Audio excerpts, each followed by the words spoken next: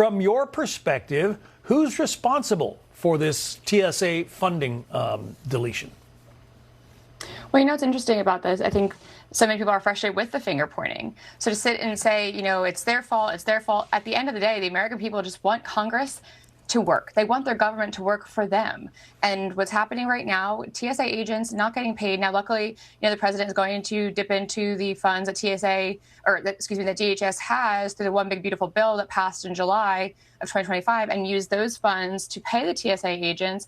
But we want to see our government work for us. And right now it's impacting people's day-to-day lives, spending hours upon hours at the airport, missing flights they've paid their good hard-earned money for.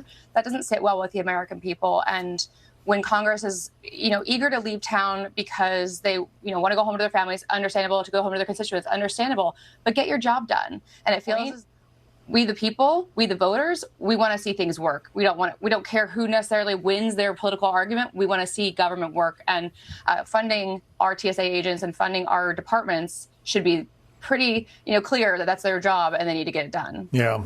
Cory Booker, the Democrat senator from New Jersey, was on CNN today blaming Republicans for all of this. Listen.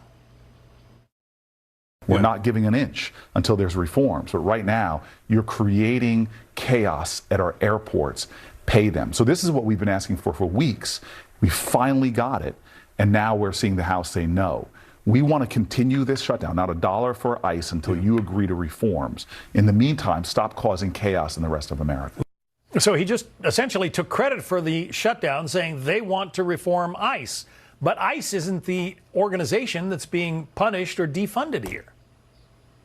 Right, because they still have the 160 given to them through the One Big Beautiful Bill. And so I think what you're seeing play out here, the Senate passed their bill. They got what they feel as though the job done for now and hoped that the House would do the same. There is obviously a discrepancy between what's going on between the House and what's going on in the Senate. And yes, it seems easy to blame one side versus the other. But again, I think what you're seeing play out is this frustration between what Speaker Johnson said at the podium and versus the reality that we know happened over the weekend with John Thune, who is the leader of the Senate, having pushed this bill through. And so, yes, I understand from a talking point perspective that Speaker Johnson's going to blame Chuck Schumer for this, but John Thune operated within his chamber. How can I get this done? How can I provide relief?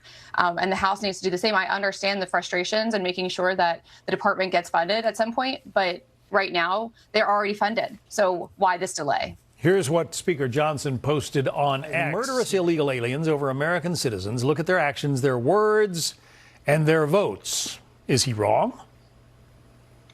To me, it sounds a bit lazy because you're just taking a cheap shot to not take the full burden of the fact that you chose not to pass the bill that was passed by the Senate.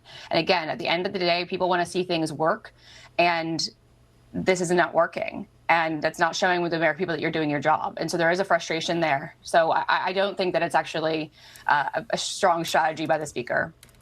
Maura Gillespie, Blue Stack Strategies. Maura, thank you. Thank you.